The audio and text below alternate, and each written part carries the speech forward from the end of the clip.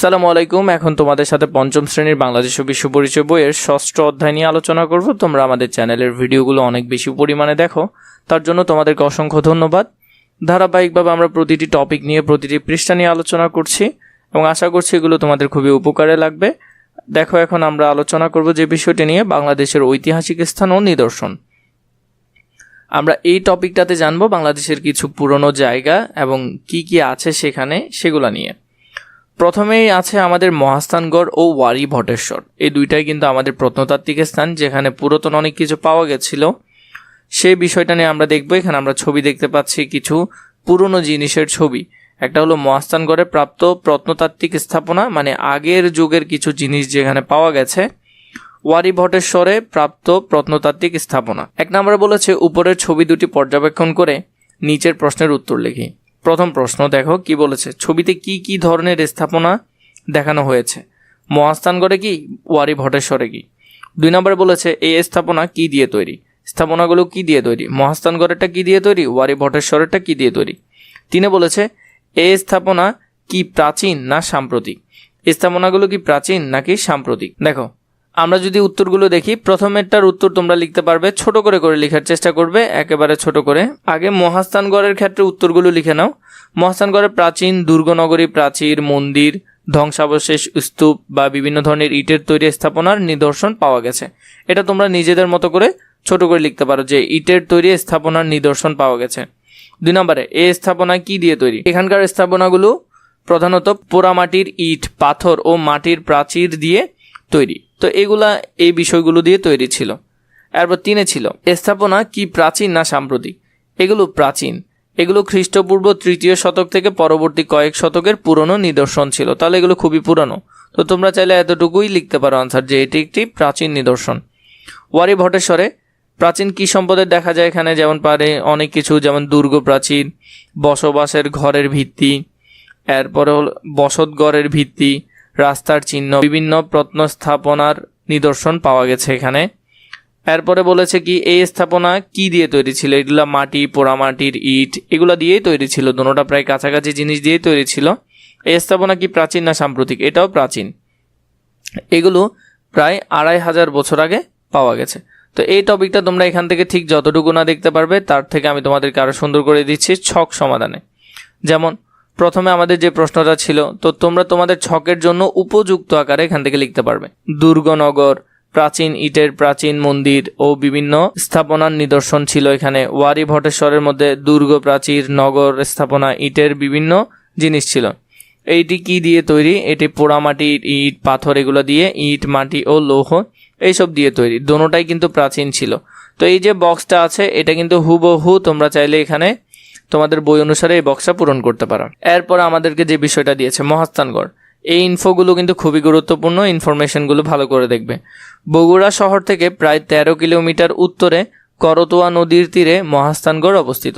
মহাস্থানগড় কোথায় অবস্থিত? বগুড়া শহর থেকে প্রায় 13 কিলোমিটার উত্তরে করতোয়া নদীর তীরে মহাস্থানগড় অবস্থিত।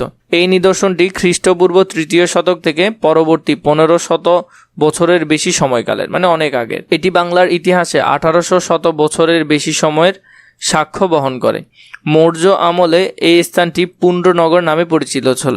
তাহলে যখন মৌর্যরা ছিল তখন এটার নাম ছিল পুণ্ড্রনগর। কি নগর? পুণ্ড্রনগর। কালের বিবর্তনে এটি ধ্বংসপ্রাপ্ত হয়। এটি আয়তাকার, উত্তর দক্ষিণে 1500 মিটার এবং পূর্ব পশ্চিমে 1400 মিটার বিস্তৃত।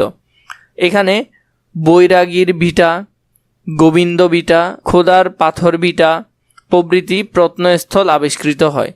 এটি প্রায় 6 মিটার উঁচু প্রাচীর দ্বারা বেষ্টিত। তখনকার সময় কিছু সেখানে মুদ্রা পাওয়া যায়, কিছু বৌদ্ধ মূর্তি পাওয়া যায়, কিছু পোড়ামাটির ফলক পাওয়া যায়, রৌপ্য মুদ্রা কিছু পাওয়া যায়। এরপর দেখো মহাস্থানগড়ের প্রাপ্ত নিদর্শন সমূহ কি কি আসলে সেখানে পাওয়া গেছে। চওড়া খাদ বিশিষ্ট প্রাচীন দুর্গ পাওয়া গেছে, প্রাচীন ব্রাহ্মলিপি সেখানে পাওয়া গেছে, মন্দির সহ অন্যান্য ধর্মীয় ভগ্নাবশেষ পাওয়া গেছে, পোড়ামাটির ফলক, ভাস্কর্য, স্বর্ণমুদ্রা, রৌপ্য মুদ্রা, এরপরে হলো যে প্রস্তরের পুঁথি, কাচের পুঁথি, এগুলো পাওয়া গেছে। 3.3 মিটার লম্বা খোদাই পাথরও পাওয়া গেছে সেখানে। এরপরে যে টপিকটা আমরা দেখব সেটা হলো ওয়ারী ভটেশ্বর। নরসিংদী জেলার বেলাবো উপজেলার প্রায় 3 কিলোমিটার পশ্চিমে ওয়ারী ভটেশ্বর নামক দুটি গ্রাম অবস্থিত। তাহলে ওয়ারী একটা গ্রাম, ভটেশ্বর আরেকটা গ্রাম, দুইটা কিন্তু 2 গ্রাম। এখানে খ্রিস্টপূর্ব 450 মৌর্য আমলের পূর্বের নিদর্শন পাওয়া যায়, মানে অনেক আগের, মৌর্যদের আগের নিদর্শনও পাওয়া যায়। ওয়ারীতে প্রত্নস্থলে 600 মিটার দৈর্ঘ্য ও 600 মিটার প্রস্থের 4টি দুর্গ প্রাচীর আবিষ্কৃত হয়েছে। এখানে গলিপথ সহ 160 মিটার দৈর্ঘ্য রাস্তা পাওয়া গেছে। ওয়ারী ভটেশ্বরের নগরায়নের পাশাপাশি নদীবন্দর এবং বাণিজ্য নগরও গড়ে উঠেছিল।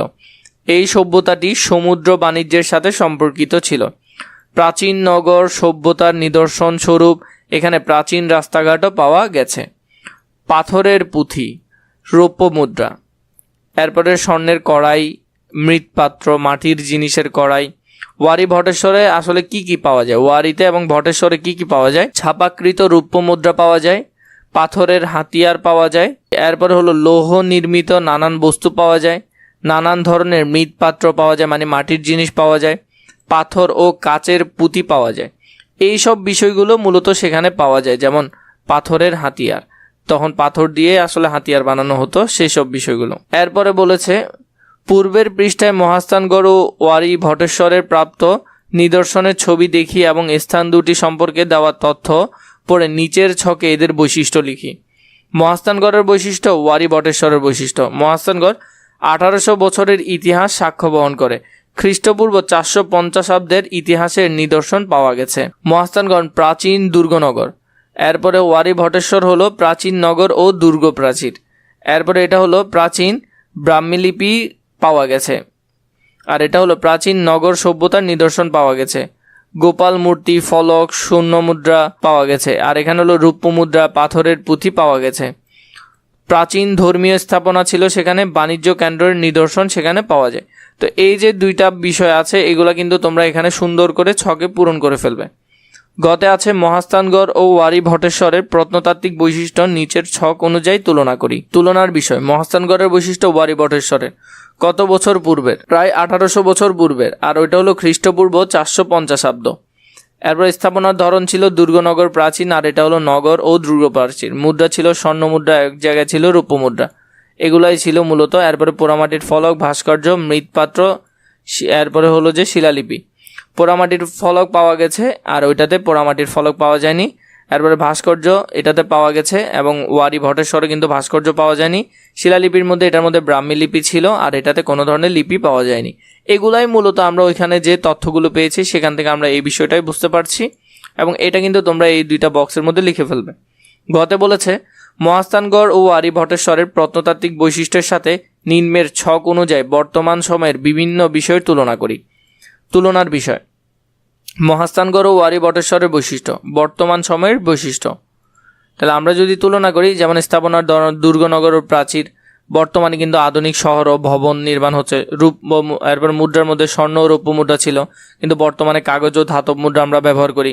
পোড়ামাটির ফলকের মধ্যে ধর্মীয় ও শৈল্পিক ফলক ছিল, কিন্তু বর্তমানে আধুনিক শিল্পকর্ম দেখা যায়। ভাস্কর্যের মধ্যে পাথর ও মাটির ভাস্কর্য ছিল, কিন্তু বর্তমানে আধুনিক ভাস্কর্য। লিপির মধ্যে ছিল ব্রাহ্মী লিপি, বর্তমানে বাংলা ও ইংরেজি লিপি, এই ধরনের লিপিগুলো আমরা সেখানে দেখি। তো এই যে ছকটা আছে, এটা তোমরা সুন্দর করে এখান থেকে পূরণ করবে। তোমাদেরকে ছক পূরণগুলো আমি সুন্দর করে দেওয়ার চেষ্টা করছি, যাতে তোমরা সুন্দর করে পূরণ করতে পারো।